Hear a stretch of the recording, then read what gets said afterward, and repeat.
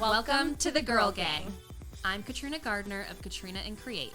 And I'm Dominique Goyette-Connerty of Evergreen Marketing.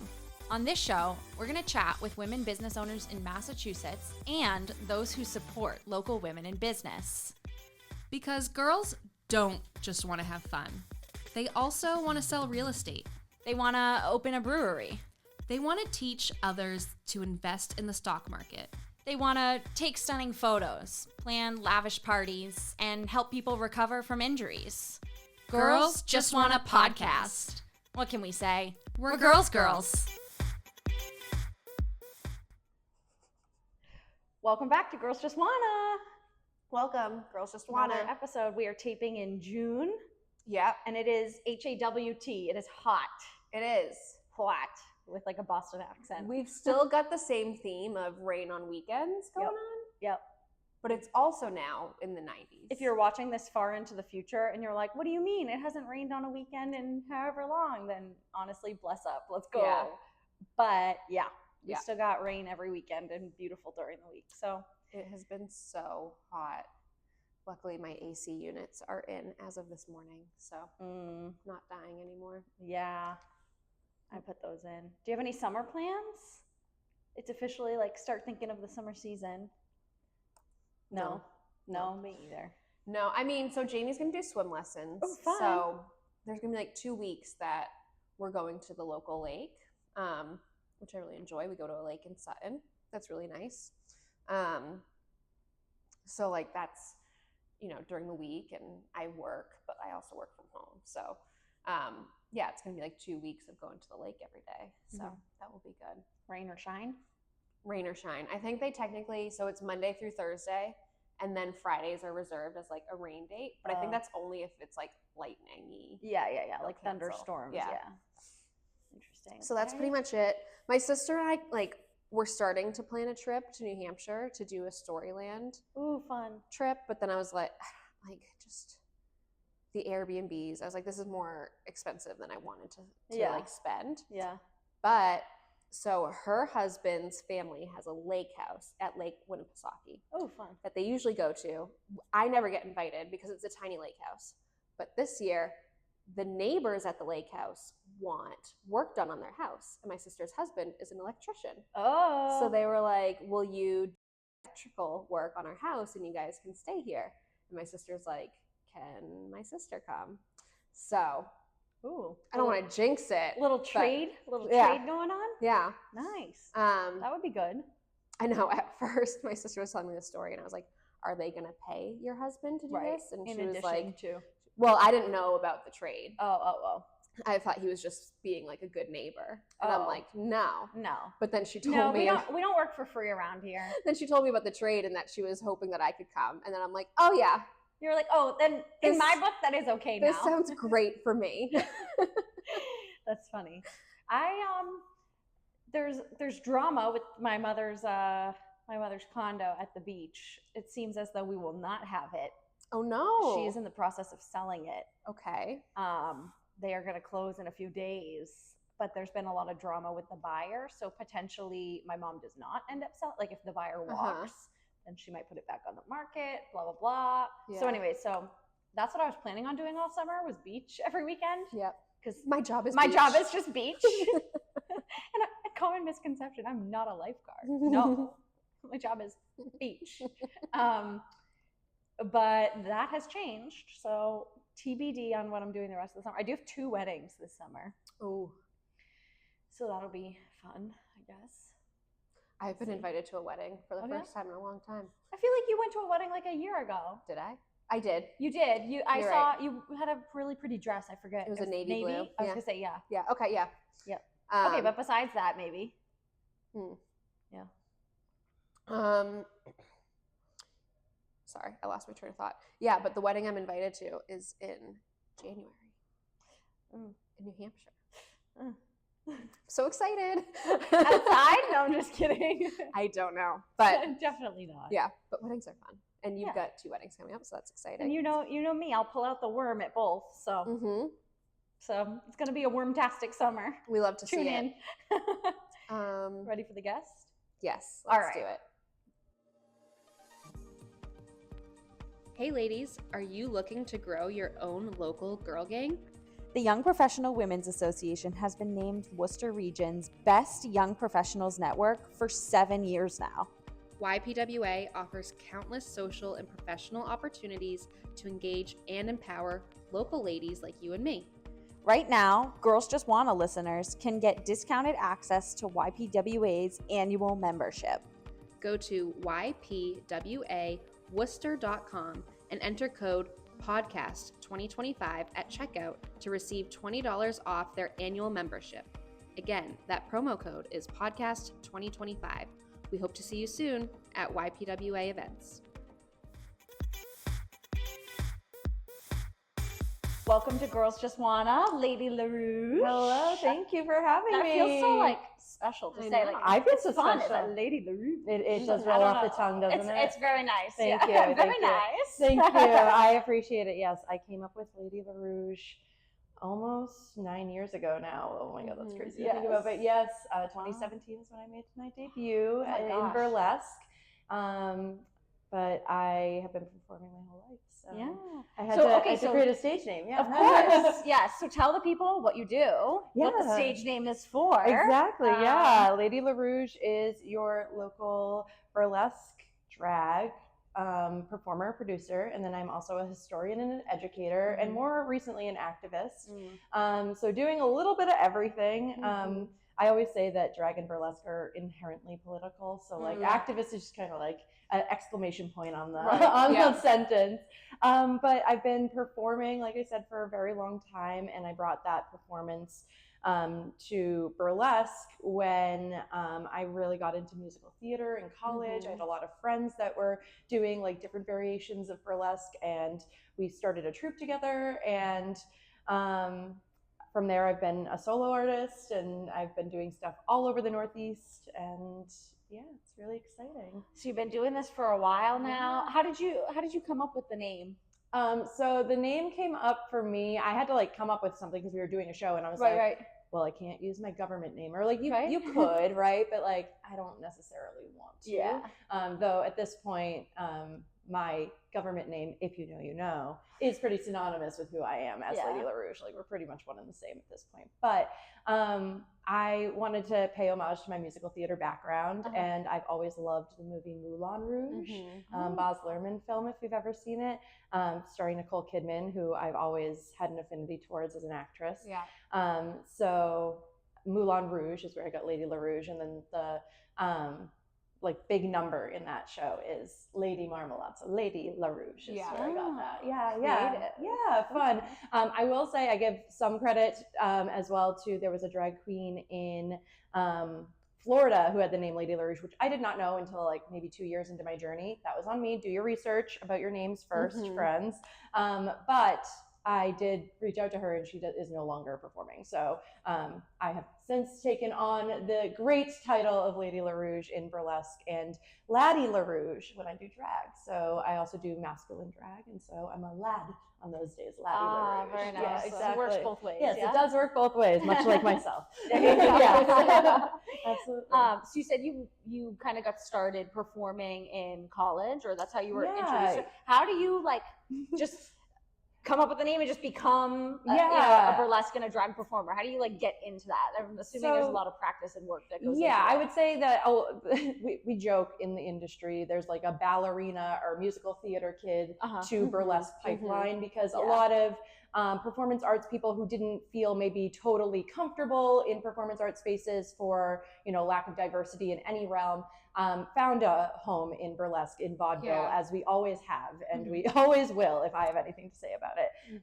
So I think that there is sort of a pipeline of like kind of the underdogs or like the weirdos needing a little bit more of a non-stereotypical outlet. And as much as I love Broadway and musical theater, and I have do pay homage to those influences and those backgrounds for me in my burlesque is just like, it's a little bit more risque, a little bit more fun, and with that it has a lot of body empowerment and for me and my friends, queer empowerment and queer space making. So it's really important to create this space, and I've just found so much joy and community in it. Yeah. So Yeah. I stuck with it. Yeah. I like what you said about like the pipeline, because I grew up doing ballet and musical theater, and I remember like being in plays was the most like welcoming environment, especially for like middle school, you know, when like people are just mean, and then you'd like go and be in a play, and like there was all sorts of people in there, like some like the cool guys were in there because they only, you know, you gotta like 5 bring guys. the jocks in. Right. Yeah. But like everyone was nice to each other, and it was just like wild, and you didn't have that like anywhere else in the school. And so I can very much see like how it turns into this like pipeline of like, oh, I can be comfortable being myself doing this. What else can I be comfortable doing as myself? And you don't necessarily have to do it as yourself. That's why we create the personas, right? Right. So it's like it gives you an air of anonymity. Like I said, I'm kind of synonymous with my government name, but I think it's funny in the industry with all my friends, I don't know their government names. Yeah. And I don't need to. I don't want to. Honestly, at this point, I'm like, you're this person, you're that person. And one time I was casting a show, and their Google came through, and I was like, who is that? Oh, okay. So it's funny because, you know, now in a time where like it's kind of scary to be out and loud and a drag performer, as audacious as I am, it's kind of funny to have these pseudonyms and, you know, be working under these guises, and people have been doing that for a long time. So you mentioned that you get kind of started in this community in college, and you do a lot of solo performing now, but you have done like some group. I started with a troupe.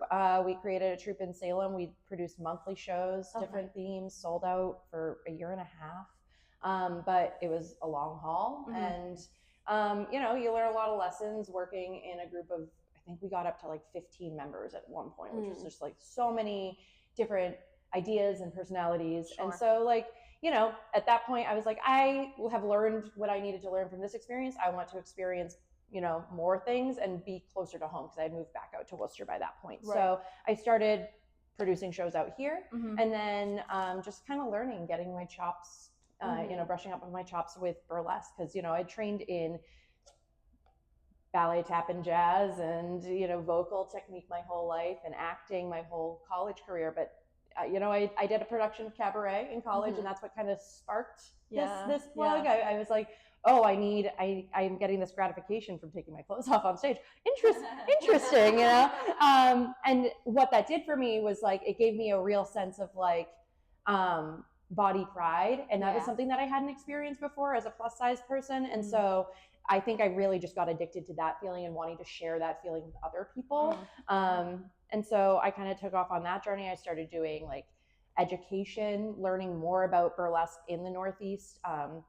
I was fascinated with the vaudeville circuit in Worcester. We had 1 million theaters, like riddled all over downtown. Now there's only a few left over, the Hanover Theater being one of them. And I was so fascinated to know if burlesque stars had strutted their stuff on the stages of downtown Worcester, and they had. And I was like, well, now I must do that. So I started teaching classes. I did a WAC-funded workshop, 150 years of burlesque history, Too Darn Hot, which is the first song I ever danced to as a burlesque artist.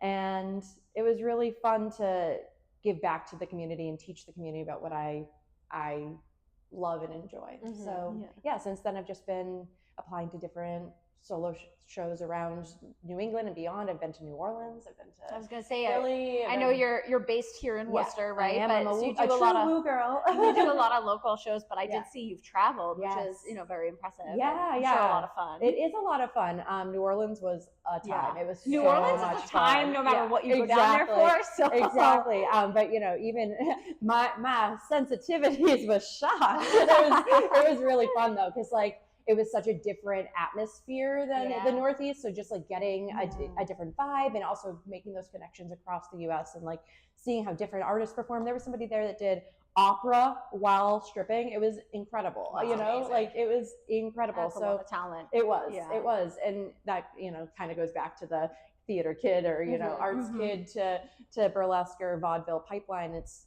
you know, this was an art form that was like the most notorious back in the day. And since it's been a little bit more underground, it's a little bit more risque, but at the time in the, you know, 10s and 20s, they didn't have TV, they didn't have MTV, they didn't have TikTok, so that was their entertainment. Yeah. And they were paid handsomely, and they were, you know, the stars of the day. So I'm trying to get back to that point. Yeah.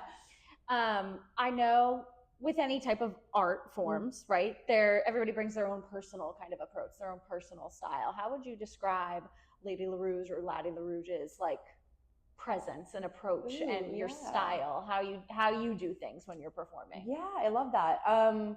Lady LaRouge is definitely like very bold, loud, outspoken, and sassy. Yeah. That's where I say like it's pretty synonymous with my government. You're like we are the same.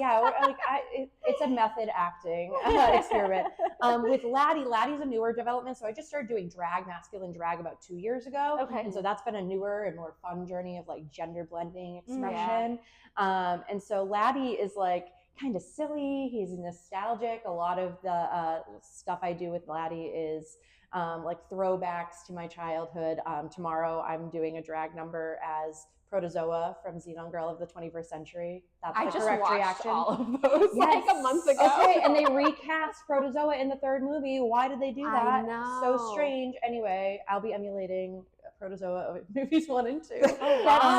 Zoom is like one of the best songs in the world. Amen. So yeah, you can catch that. That is amazing. Yeah, tomorrow. Well, I guess this episode will air after that, but that's okay. There will be more shows. But yeah, so that's really fun. One of my favorite numbers I do as Laddie is an homage to William Shakespeare, who is one of the forefathers of drag, I think, because back in the day, you know, women weren't allowed on stages. And so every time Shakespeare had a play that had a lot of ladies in it, let me tell you, I memorized Lady Macbeth. I was her understudy. She is a beast of a role, and a man would cover that role. Yeah. A lot of people think that that's actually where the term drag comes from, that in the manuscripts of Shakespeare, he would say D-R-A-G, dressed as a girl. That's been kind of debunked, but it could be. I haven't seen his handwriting with that, but like it could be. But other people say it's from, you know, the trains of dresses dragging across the floor during the Victorian era, and that's probably a little bit more accurate. But yeah, I love that we can pay homage to like these greats of the day for what they were. They were, you know, doing exactly what we're doing now, but they're hailed as like, you know, prophets. And I'm like, I could be the prophet of burlesque, but we're just better documenting it now, you know? Right. Yeah. So we'd be remiss not to mention that the timing of this interview worked out perfectly It because did. Happy June, it is Pride Happy Month. Pride, yes. And so, I mean, so much I want to talk about with you, but first of all, like I know that you're doing a lot of education and a lot of activism around burlesque, around drag performance. And so what has, like, I don't know, how are you feeling right now? We can't deny that there's a lot of homophobia, there's a lot of transphobia. Pride looks different this year. Yeah, it does. It's just like, I'm sure it's such a difficult time, but it's also like it's supposed to be such a happy time of year and a celebration. How are you navigating this time of year? Like, how are you feeling as someone who performs, as someone who identifies as part of this queer community and has, you know, queer folks, friends, and also like doing your part as an educator and as an activist? Like, I feel like you're probably juggling so much and also like a lot of emotions and everything. Definitely, right now. yeah. I'm not a juggler by vaudeville trade, but it does feel like that. It does feel like that lately.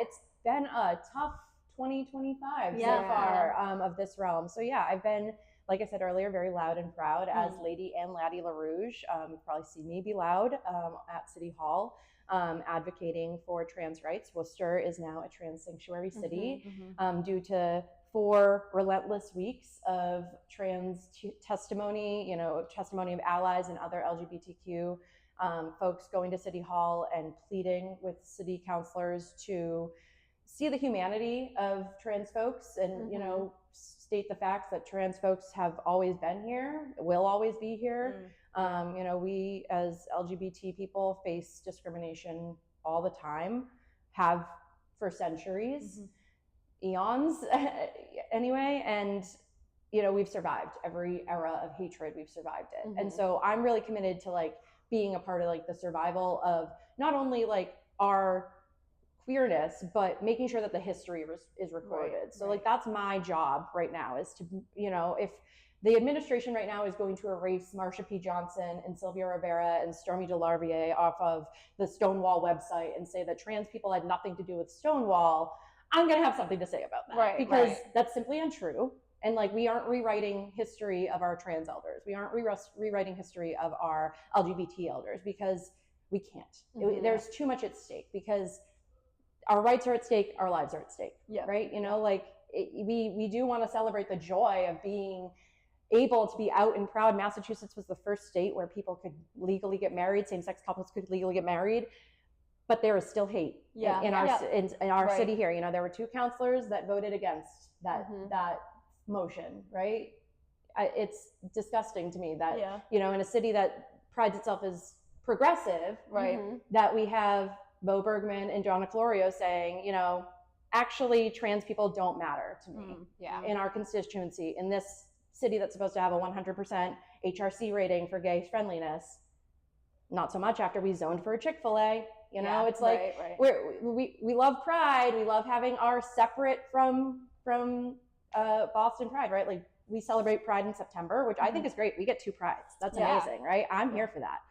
But you can't come and shake hands and hold babies and then also be legislating against us. Right. And that goes from city level all the way up. So what I've started to do is advocate for people to get out and vote. So go vote. Everybody get to vote.gov. Make sure you know where your polling locations are, right? Like, make sure that you know where you're going to get a ride from. If you're going with your friends, make a kiki of it. Go to FemBar afterwards, right? Like, make a time of it, because it's too important not to at this point. And that's why I went viral on TikTok, because I told people to go out and vote, you know? And a lot How of radical of you. Yeah. How dare you? How dare I? Well, I think it was because that had gotten to a boiling point where, you know, I got to a point where I was like, well, if you're not going to listen to me as a woman, all right, let me dress up as a man and sing at you, and maybe you'll hear me. And sure as shit they did. Yeah. So, you know, I don't necessarily want it to get to that point every time. I wish that our elected leaders would just, you know, see the humanity of the queer community, and also see how we uplift our communities and benefit our communities, and, you know, give us the respect that we are deserved and due. So that's been sort of my mission this year, is to use my drag art as activism, my burlesque art as activism. And like I said earlier, drag and burlesque has always been political, right? Burlesque started with women who traditionally wear big dresses wearing pants on stage, and it was scandalous in 1868 in New York City. You know, we're almost 200 years past that, and it's still feeling that way. And so, you know, I'm just doing the same things that my foremothers and fathers did. Right. Like I said, just better documented and going viral on TikTok. Just a little different technology around this time. Exactly.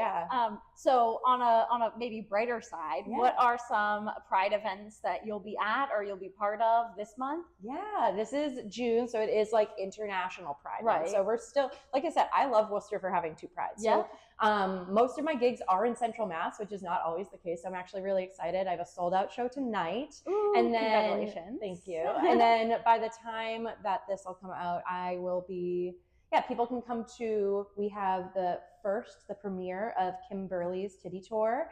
It's a burlesque and I believe acro show at the Tackle Box Brewing Company in Marlborough. That's going to be on, I haven't been there yet either, but it looks pretty cool. And it's a premiere event for Kim Burley's Titty Tour as well. So we're kicking off the tour there. It's going to be really fun. Obviously 21 plus. And I believe it's at 7:00 and tickets are still available on Brown Paper Tickets. It's on June 14th. So nice. Next Saturday. Nice. So that'll be fun. And then everybody can come out to the MB Stonewall party on the 28th. I'll be there. Buy me a drink. You heard it here first. Please. Okay, and then past Pride Month, later this summer, there's a big event coming up. Yes. Is it Worcester Draglesque? Yep. Did I get that right? You got it, yeah. Okay, Worcester Draglesque. coming up in August. Yes, in August. Yeah. So Tell us about that. I'm so excited. Co-presenting it or presenting it? Yeah, co-producing it with my drag kid, Joey March, who is a local drag king as well. I have been very fortunate to get funding from Worcester Arts Council, who's a subsidiary of the Mass Cultural Council, as well as Audville Society. They've given me very generous grants to be able to present the first ever Worcester Draglesque Festival. Exciting. So draglesque is a term I'm trying to like coin, like Betch from Mean Girls. Yes. Yeah, so like draglesque is drag and burlesque, because like I said earlier, the vaudevillian arts are kind of all intertwined at this point. There are people who do just burlesque, there are people who do just drag. A lot of us do both or a blend of the two at the same time. So we're going to deep dive into that at this festival. We're starting with a drag story hour for drag friendly families. So rainbow families that want to come, queer kids that want to feel celebrated. It's going to be a space for them. And then throughout the afternoon, we'll have different workshops presented for free or offered for free. We asked that everybody just like sign up for them so we know who's coming. But there's going to be like a lip syncing workshop, drag and burlesque choreo. We're going to do a upcycled costuming workshop and a workshop on hosting a show. All the different forms of production will get kind of touched on. We'll take a little bit of a break so everybody can have a meal at one of the downtown restaurants. And then we're going to have the first ever Worcester Draglesque Festival showcase in the evening. And you guys actually get the inside scoop. I'm announcing here and now where we're going to be holding it. Dun, dun, dun. Dun, dun, dun. Drum roll, please. We're going to the JMAC, baby. Ooh, yeah. I was just there this week. We so love fun. the JMAC. We love the JMAC. The JMAC, our house, your home, is run by an amazing crew of queer and femme folk, and I love them all so much. They've been amazing in helping us lay out the plans for this. And so we're going to be taking over the JMAC all over the space, and we'll be presenting the first Draglesque festival showcase there in the Brick Box that night. So it's going to be really fun. Tickets to that are going to go on sale at the end of the month. So we'll look out for links. That's going to be a really great time. And I'm excited to like share what I love so much with my community and also bring them into my community. Yeah. It's going to be really fun. Awesome. Very exciting. Yeah, it is really exciting. You both are invited. Of course. You're all invited. Okay, anything else that we haven't talked about yet that you feel like we've left out? I mean, I'm sure we could talk for hours because you are a history buff. And I am, yes. But if you want, go follow the Worcester Draglesque Festival. It's at Worcester Draglesque. It's DRAGLESQUE Festival. On Instagram. There I'm doing a daily mini Pride history series right now. So like a little 2 to 3 minute lesson on some queer history throughout time to ramp us up for all the queer history that we're going to get into for the Worcester Draglesque Festival. So you can check that out in the meantime, celebrate Pride with me there. And then that's where you'll get all of the scoop on the festival and its happenings. But definitely mark it on your calendar. It's going to be Sunday, August 31st. It starts at 11 a.m. That's when we'll do our drag story hour. And then we'll have a whole afternoon of fun and then the showcase in the evening. Nice. Yeah. All right. Where can people find you online as well? Yes, you can find me at X Lady LaRouge. X, it's LadyLarouge. X. Yep. You got to get them in there. It's very millennial of me. But yeah, that's you can find me on all platforms there. I am trying to cross post as much as I can, so everybody feels welcome to come to the event. Everybody is welcome, so long as you're open-minded and open-hearted. We want you there. So we're really excited to share so much art with you. Last night was our selection process for the showcase, and you guys aren't ready for how much talent we have in store. So excited. It's really exciting. Awesome. Yeah. All right, how do we like to end the show? So we like to end every episode by giving you the chance to shout out another woman-owned business or woman supporting woman-owned businesses, because we're all about supporting the girlies. Yes. Do you have anyone in mind? I do. I have two. Is that okay? Yeah. Okay. So the first one I'm going to shout out is Mickey Lee Creative Studio. Mickey Lee is helping us with our branding, which is about to drop as well. Like, y'all aren't ready. She has done such a great job at like really capturing our vision for what the festival is going to be and translating it to a visual brand that we can carry not only through 2025 but into the future. And it's so inviting and inclusive, and I'm so excited for everyone to see it. So definitely follow Mickey Lee and hire her. And then also I got to shout out my mama because she's a local Worcester-owned business. She owns Minuteman Kettle Corn. Oh my God, I didn't know that. Oh, you know her. Yeah. I mean, I've had the popcorn. Yeah. So Most people have. Yeah. If you've ever been to Start on the Street, you know. Yeah. But yeah, she's selling all over Worcester County and beyond, and she does live events, and she's an incredible person who raised an incredible person. Right, so of course. got to shout out Sue at Minuteman Kettle Corn. Awesome. Yeah. Thank you so much for Thank coming on the show, you. for making time. I know kind of last minute, and also in a very Perfect. busy month. Oh, yes, so. but it's perfect. I was like, I'm going to have to get glam that morning anyway. I have a show Yeah. tonight. So perfect. Got me out of bed for good reason. Got my cute little gay latte. Yes. We're ready for Pride Month, baby. Let's go. Love it. Thank you so much. Thanks for bringing the energy this morning. Sure. Thank you for having me. And yes, definitely come to the Draglesque Yes, Festival. I we can't will wait to have see you soon. Wonderful. See you soon. Want to show your love for all the local ladies in business? Girls Just Want a Podcast merch is now available on Etsy. From stickers to mugs and hats to tumblers, you can rep your favorite gal gang wherever you go. Your purchase helps us continue to rent studio space, upgrade our recording equipment, and pay for editing software. Find Girls Just Want a merch on Katrina and Create's Etsy shop. Link is in the show notes.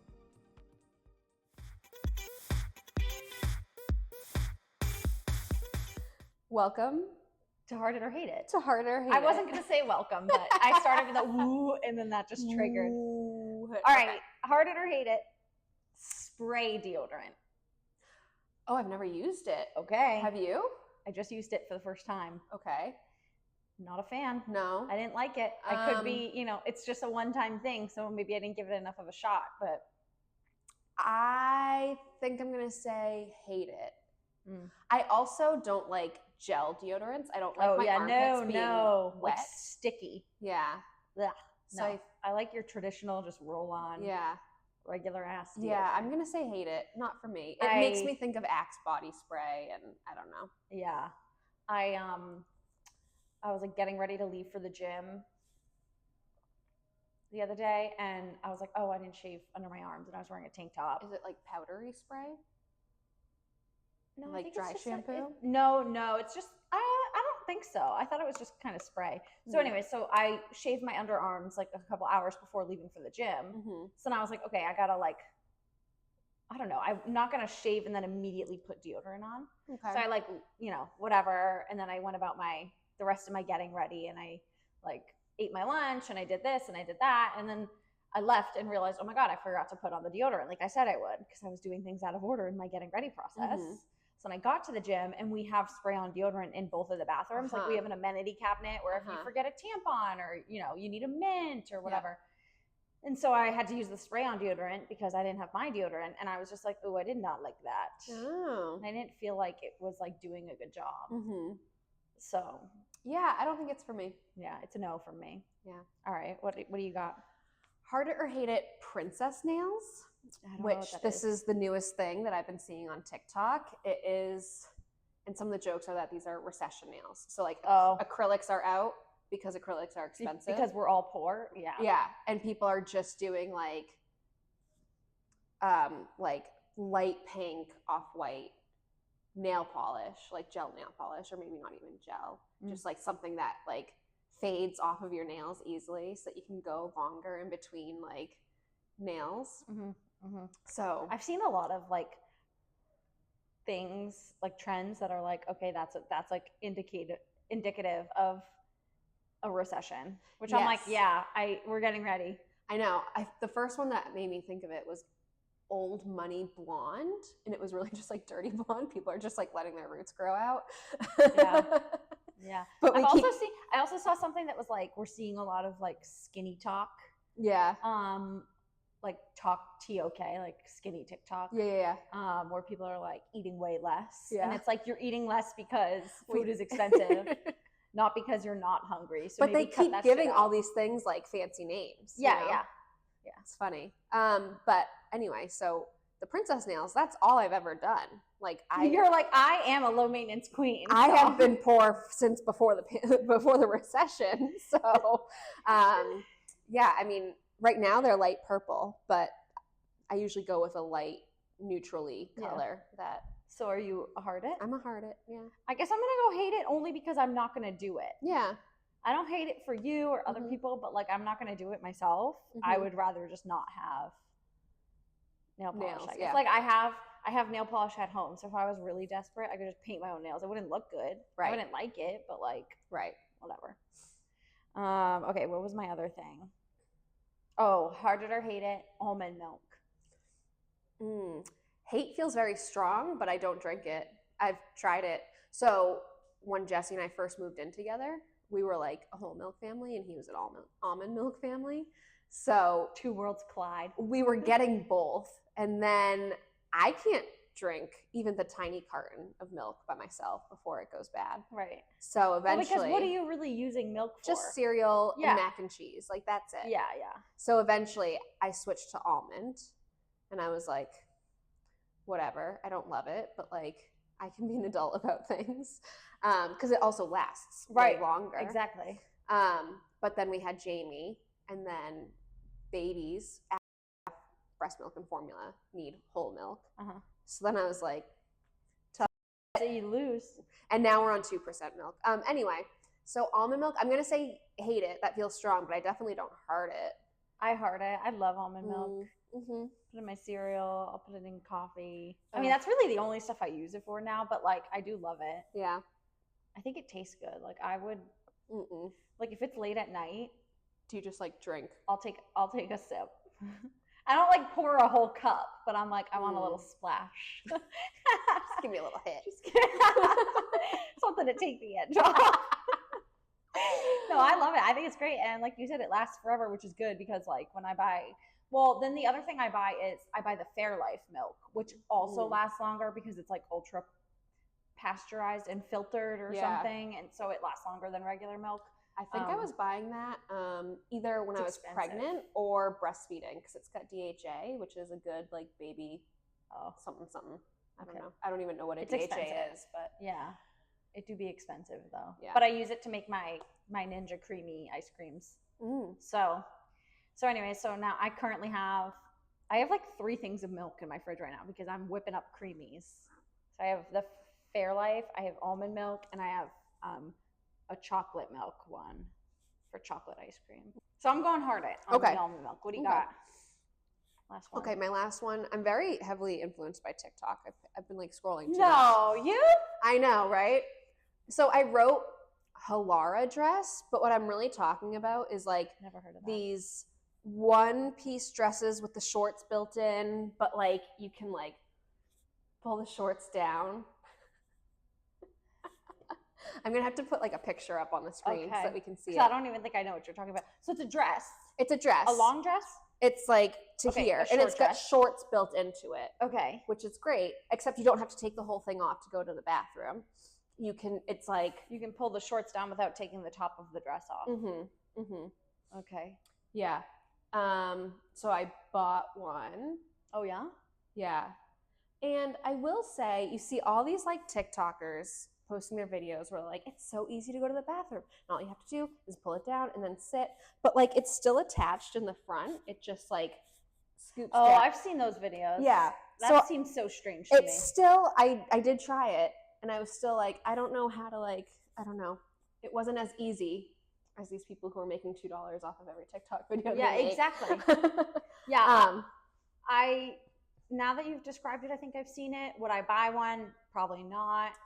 And also, I'm just so like hyper aware this year of like being influenced and what people are trying to sell. Yeah. And it's just like, do I need that? No. Yeah. I think overall I like it. I liked the idea of the shorts built in because your girl gets sweaty in the summer in dresses, and then you get the chub rub as you're walking and like your thighs really hurt. But these shorts aren't long enough for that. They're little booty shorts. So my thighs are still rubbing together. So you're just like, okay. Yeah. So I'm a little bit torn. I think I'm going to wear it a lot this summer because I think it's like a good material for being outside and being hot and sweaty and you're chasing a toddler around and like it's got the shorts so you don't have to worry about whatever. But yeah, I guess I'll say hard it because I think I'm going to keep wearing it. Okay. Okay. Well, you should since you bought it. So now it's like, what are you going to do? Not wear it? Yeah. Right? There goes all your money. All right, that's it for Heart It or Hate It. Make sure you're playing along on our Instagram stories. We have fun over there. And we'll see you next week. Later, ladies. Bye.